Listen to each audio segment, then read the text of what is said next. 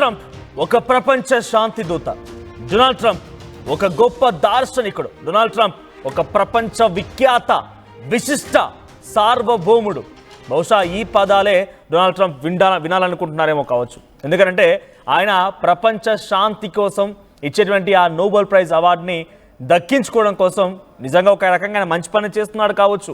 కానీ ఎంతలా ప్రయత్నం చేస్తున్నాడంటే ఒక్కసారిగా ప్రపంచ దేశాలన్నీ కలిసి డొనాల్డ్ ట్రంప్కి ప్లీజ్ అదేదో నోబెల్ ప్రైజ్ ఇచ్చేయండి అయ్యా అన్నట్టుగానే అందరూ కలగలిసి ఆయన కోసం సహకరించాలన్నట్టుగానే ఆయన ప్రయత్నాలు కనబడుతున్నాయి. ఇక్కడ ఒక బిగ్ ట్విస్ట్ ఏంటంటే ఇజ్రాయెల్ హమాస్ మధ్య ఎంతటి తీవ్రమైనటువంటి యుద్ధం జరుగుతుందో అందరికీ తెలిసిందే. అయితే హమాస్తో ఒక డీల్కి సిద్ధమయ్యారు డొనాల్డ్ ట్రంప్. ఇజ్రాయెల్ని ఒప్పించారు, ఇకపైన మీరు హమాస్ పై యుద్ధం చేయకండి, హమాస్ పైన దాడి చేయకండి అని చెప్పి ఖరాఖండిగా చెప్పాడు. ఒకప్పుడు ఇదే హమాస్కి డొనాల్డ్ ట్రంప్ ఏం హెచ్చరిక జారీ చేశారో తెలుసా? మీరు కనుక ఇజ్రాయెల్ బందీలని వదిలిపెట్టకపోతే మీరు నరకం చూస్తారు, మీ అంతు తేలుస్తానని చెప్పి డొనాల్డ్ ట్రంప్ హమాస్కి హెచ్చరికలు జారీ చేశారు. ఇక్కడితో ఆగలేదు ఆయన.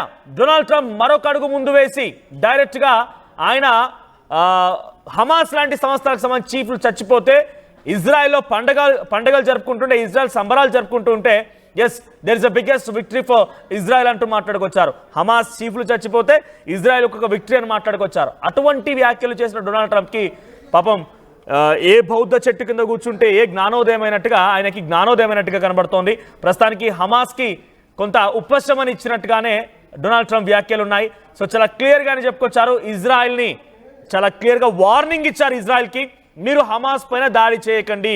60 రోజుల పాటుగా ఇజ్రాయెల్ కాల్పుల విరమణకి ఒప్పుకుంది కూడా డొనాల్డ్ ట్రంప్ యొక్క వ్యాఖ్యల పైన. 2 రోజుల క్రితమే గాజా పైన భీకరంగా దాడులు చేసింది.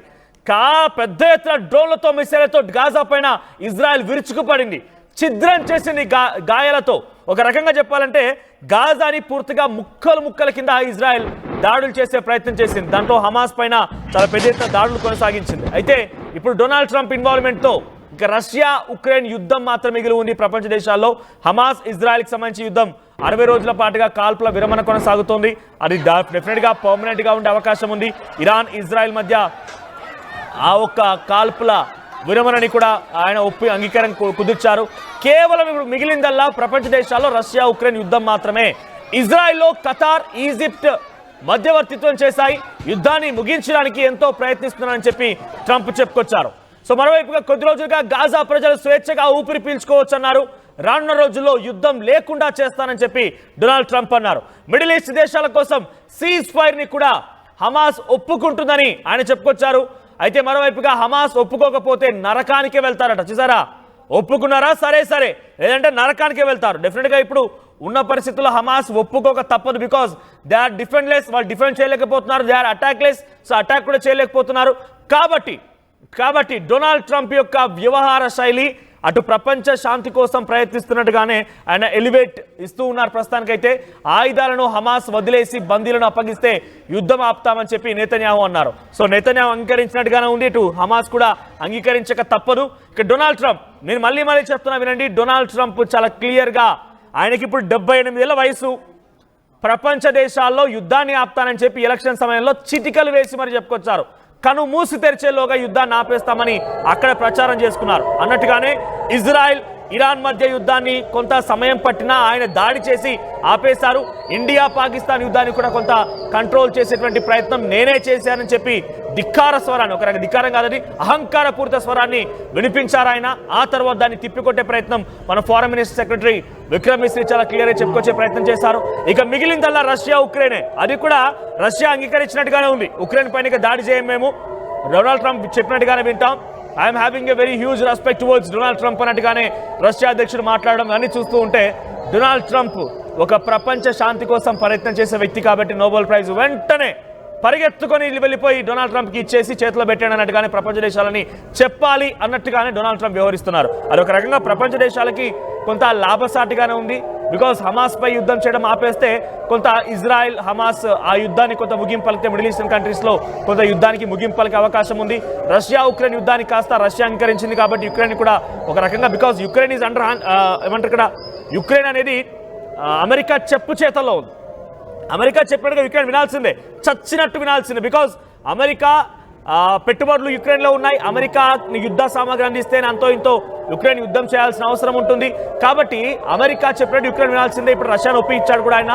సో ఈ వారం రోజుల్లో ఎప్పుడో ఒకసారి అయితే ఈ రెండు దేశాలకు సంబంధించి కూడా సీజ్ ఫైర్ జరిగే అవకాశం అయితే ఉంది. ఇక చివరిగా మిగిలినటువంటి ఈ దేశం కూడా సీజ్ ఫైర్ నేపథ్యంలో కొంత కంట్రోల్లో కనుక వస్తే ఇక డొనాల్డ్ ట్రంప్ 78 ఏళ్ల వయసులో అన్ని దేశాల యుద్ధాన్ని ఆపేశాడు. కాబట్టి డెఫినెట్గా ఆ దేశాధినేతలంతా కలిసి డొనాల్డ్ ట్రంప్ చేతిలో నోబెల్ ప్రైజ్ అవార్డు పెట్టే అవకాశం కనబడుతోంది. మరిన్ని అప్డేట్స్తో మా ప్రతినిధి మరిన్ని అప్డేట్స్తో మరికాసేపట్లో జాయిన్ అవుతారు. ప్రస్తుతానికైతే మీరు చాలా క్లియర్గా వినండి. చూడండి, ఇక్కడ గాజాలో పరిస్థితి ఎలా చూడండి. హాహాకారాలు, కనీసం తిండి లేక వాళ్ళంతా కూడా చేతిలో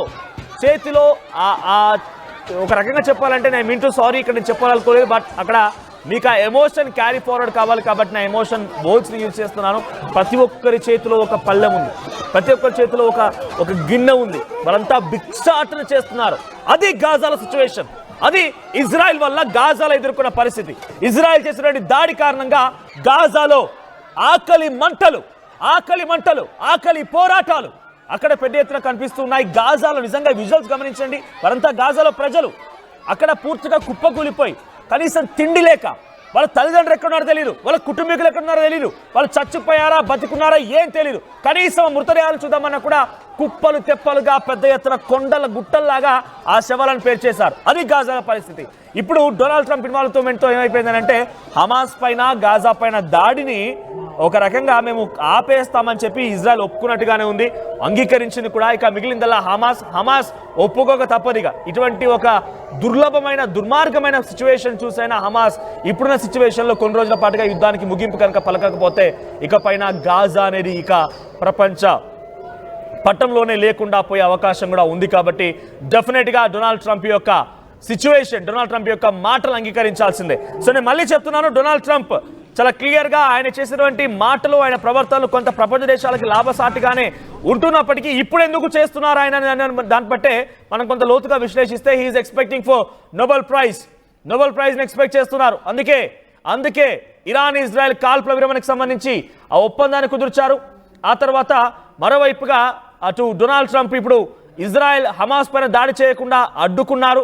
ఆ తర్వాత రష్యా ఉక్రెయిన్ యుద్ధం నేపథ్యంలో కూడా రష్యాను దాదాపుగా అంగీకరించేశారు. ఆయన రష్యాను కూడా ఒప్పించారు. ఇక మిగిలిందాల యుక్రెయిన్ కూడా తప్పనిగా Ukraine no option. Ukraine America మాట విని సీజ్ ఫైర్కి వెళ్లాల్సిందే. లేకపోతే అమెరికా ఏమాత్రం కూడా ఆ యుద్ధాన్ని సామాగ్రిని కూడా వాళ్ళకు సప్లై చేయడం ఆపేస్తే యుక్రెయిన్కి కనీసం శ్వాస తీసుకునే టైం కూడా ఉండదు. రష్యా అంతటి స్థాయిలో దాడి చేయబోతోంది. సో ఇక ప్రపంచ దేశాల్లో ఈ దెబ్బతో ఒక రష్యా ఉక్రెయిన్ యుద్ధం తప్ప మిగిలిన యుద్ధాలన్నీ ఆగిపోయాయి. దాదాపుగా దానికి కంక్లూజన్ వచ్చినట్టే. ఒక రష్యా ఉక్రెయిన్ యుద్ధం కనుక ఆగిపోతే ఇక ప్రపంచ శాంతి డెఫినెట్గా అమల్లో ఉన్నట్టే. సో డైరెక్ట్గా అవార్డు అంతా తీసుకెళ్లి డొనాల్డ్ ట్రంప్ చేతిలో పెట్టాల్సిందే. దాదాపుగా రీచ్ అయిపోయారని టార్గెట్ని. పాకిస్తాన్ నీడ్స్ కమిన్ కుక్కలతో కూడా ఆయన ఒక రకంగా నోబెల్ ప్రైజ్ డొనాల్డ్ ట్రంప్కి ఇవ్వాలని చెప్పి ఒప్పించగలిగారు. ఆ మాటలు వారి చేతి చెప్పించగలిగారంటే అర్థం చేసుకోండి. చైనాతో ఉన్నటువంటి టారిఫ్ వార్ని కొంత కంట్రోల్కి తీసుకొచ్చారు. ఇండియా పాకిస్తాన్ మధ్య యుద్ధం నేపథ్యంలో ఇండియాకి ఏం పెట్టుబడి రావద్దు, యాపిల్ కంపెనీ వెళ్తే వద్దని చెప్పి, శాంసంగ్ కంపెనీ వెళ్తే వద్దని చెప్పి డొనాల్డ్ ట్రంప్ ఇండియా పైన అక్కసు వెళ్ళగక్కే ప్రయత్నం చేసి మొన్న మధ్య జూలై 8లోగా ఇంకో 4 రోజులు ఉంది, జూలై 8లోగా ఇండియాతో ఒక బిగ్గెస్ట్ బ్యూటిఫుల్ డీల్కి నేను సిద్ధమవుతున్నాను, అదంతా కూడా త్వరలో అమలు కాబోతోంది, జూలై 8న ప్రకటిస్తానని కూడా ఆయన చెప్పుకొచ్చారు. అంటే అన్నిటితో ఎవరెవరైతే శత్రు దేశాలుగా తను అభివర్ణిస్తున్నారో ఆ శత్రు దేశాలన్నిటితో కూడా ఆయన ఒక రకంగా సీజ్ ఫర్ అండర్స్టాండింగ్ అని చెప్పి తీసుకొచ్చి శాంతికి ప్రయత్నిస్తున్నారు. డెఫినెట్గా ఇక్కడ ఒక రకంగా డొనాల్డ్ ట్రంప్ని అప్రిషియేట్ చేయాల్సిన విషయం, ఆయన ప్రపంచ శాంతికి ప్రయత్నం చేస్తున్నాడు. దాని వెనుక కుట్ర ఏంటి అంటే, టార్గెట్ ఏంటి, లక్ష్యం ఏంటంటే కనుక నోబెల్ ప్రైజ్ అవార్డు మాత్రమే. సో డొనాల్డ్ ట్రంప్ యొక్క వ్యవహార శైలి నీకేమనిపిస్తోంది? డొనాల్డ్ ట్రంప్ నిజంగా నోబెల్ ప్రైజ్కి అర్హుడేనా? నోబెల్ ప్రైజ్ రావాలనేటువంటి ప్రయత్నంలో భాగంగా ఇవన్నీ ప్రయత్నాలు చేస్తూ ప్రపంచ శాంతి కోసం ఆయన తాహతాలాడుతున్నారా? ఒక రకంగా ఇది ప్రపంచ దేశాలకి లాభమే అయినప్పటికీ ఆయన ఇప్పుడు ఈ ప్రయత్నం చేయడం వెనుక ఆయన కుట్ర ఏంటి? కామెంట్ చేయండి.